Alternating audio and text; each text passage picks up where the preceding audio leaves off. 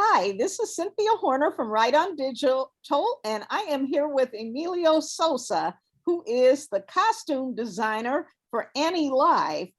And I've always been a big fan of Annie, and we're going to have him talk very briefly about his responsibilities and how exciting it is to be part of this production.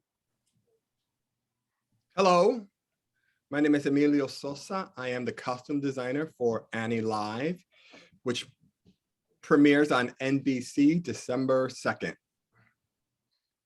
And it's a wonderful show. Can you tell us a little bit about your background and then go into something about these fabulous costumes that you've designed?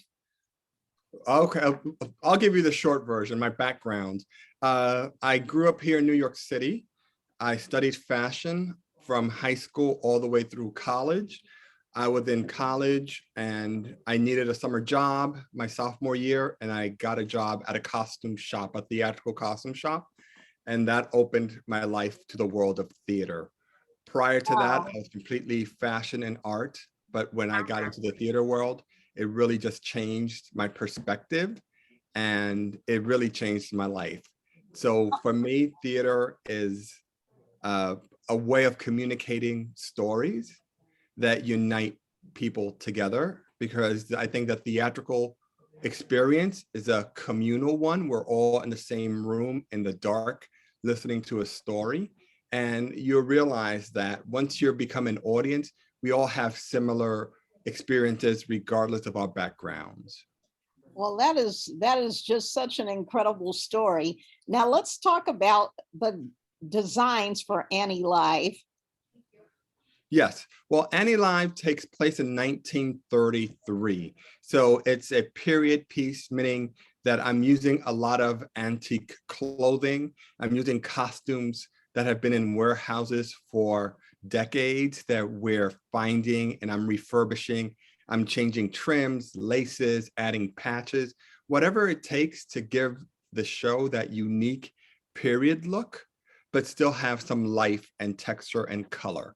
So my job is to overall think of everything that every actor wears in the production, from hats, jewelry, shoes, socks, watches, anything an actor would require, it comes through my department.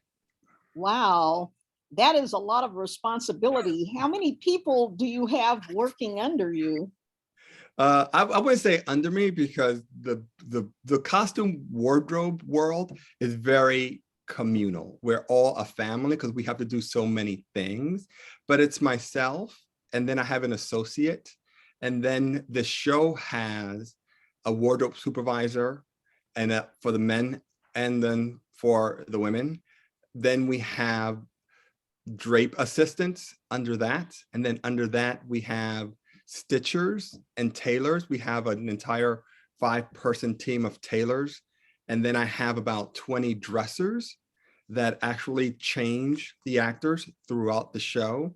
And then on the hair and makeup side, which is overseen by another person, but we work in tandem, that's another 20 people. So the hair, makeup, and costume team, I would say, is about 50 to 60 people to make the show run. And how many actors are in the production? Oh my God, I knew you were going to ask me, and of course I didn't count before, but I would say I have about 25 to 26, and that includes my leads. Oh, okay. Do you have a favorite costume that we're going to be seeing this week? It's, I always go for that corny line. It's like your children. You don't have a favorite. You love them all equally. There's some things that I love about every costume that I design. There's something unique about them. So I don't have a favorite. I may have favorite moments when costume sets, acting, lights, they all come together and create magic. And we have a lot of those. But I'm very, very proud of the work that we've created. Mm-hmm. Now, how much time did you have to do your research, since this is a period piece? Fortunate for me, that's one of the things that I love about my work. It's a lot of it is research based. So I started working on this maybe in the spring of 2021. So let's say from April to now, December, has been every day is learning something new. Because it's a theater is a live organism. It's never just set. There are changes. There are, if they rewrite a line, costumes has to react to it. If they switch an actor into a different role, then we have to react to that. And if you, it's almost like a Jenga, like that game where you slot the pieces. If you move one piece, it affects the entire ecosystem. So it's a lot of it is keeping track and being flexible enough as a designer for me that I don't get caught up in one look. I have to be really confident in my ability to design on the fly and still keep the integrity of the show. Wow. And speaking of design on the fly, due to the fact that this is a musical and there's a lot of dancing, have you had situations where you've had to modify the costumes because of the fact that there might have been more movement, maybe too much movement, and that kind of?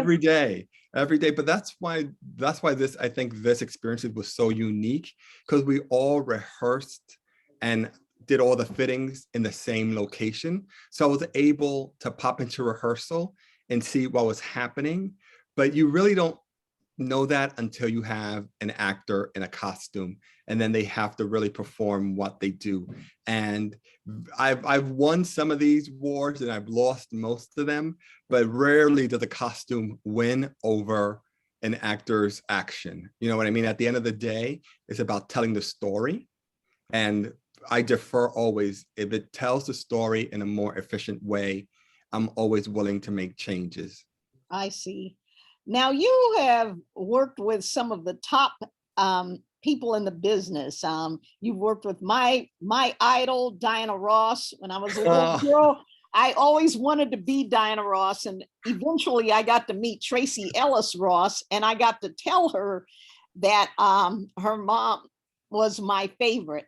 And you've also worked with Mariah Carey, who is another favorite of mine, and I know her, and I actually have a pair of Tiffany diamond earrings that she gave me once. Wow. I won't even wear the earrings because I'm so afraid of losing them. But No, enjoy them. You have to enjoy them. Well, I enjoy them in the box, but anyway. But anyway, you've done some fabulous, fabulous work, and you've won a lot of awards. Is there any particular achievement that you'd like to mention before we close out? You know what? I wouldn't. There's always more, and I mean that in a sense that I like to always challenge myself. I like to do more. Like, I'm just getting into the TV film world, so I'm learning an entire new way of thinking of design. Working on Broadway for a very long time, I've been very blessed, but your eye is different because your perspective is different. On Broadway, you see the entire picture at once in front of you. When you're working on TV, I'm learning, and I've learned this right really quickly, you see what the camera sees. The camera is king. Also, people need to hear and see actors' reaction. So there's a lot of close-up. So you gotta, at least for me, I had to pay very special attention to the finishing on a collar, the earrings, the buttons, the trim, little things that if I were in a theater, you really can take for granted because you're 30, 40 feet away, that in film and TV, it's right there. Depending on the size of your TV, is how big that collar is gonna look. So for me, it was really just learning how to hone in to the details and then work from the outside in. Where in theater, you work from the outside in, you have now in film, it's from the inside out, is what I meant to say. I see. Now, is there anybody that kind of helped school you in that direction, like maybe a director or somebody, or is this something you just kind of figured out as you went along? No, trust me, there's a lot of eyes on the monitors when we're working. And a lot of it is my director, it is my technical director, it is my producers. We all look at all the footage, and it's about watching and learning and adapting. It's about I just have to be, like I said, flexible enough to learn, but also stand in my truth as a designer, and not be afraid to, when you have something that's not working, to change it. So it's on the job training, but it's very fast because we don't want to make many mistakes. I see. Well, I want to thank you so much for this interview for Right On Digital. And Right On Digital is the digital platform that accompanies the iconic Right On magazine. That is. Oh my God, I love Right On. I remember when I was, Yeah. And yes, yeah, I made it to Right On. Yay. yeah. Now let us know your social media handle so that people can follow you. I am at, if it's Instagram, it's Sosa Fashion. If it's Twitter, it's Sosa Fashion. Facebook, Emilio Sosa. And that's it. I don't do any other of the social media stuff. There's too much to do. I thought I was going to be able to do behind the scenes. This is me working, but there's so much that I will just have to pick it up afterwards. But Sosa Fashion on Twitter and Instagram. Okay, well, I want to thank you again and good luck. And when we watch Annie live, we're going to be honing in on all the details on the buttons, the collars, and everything else.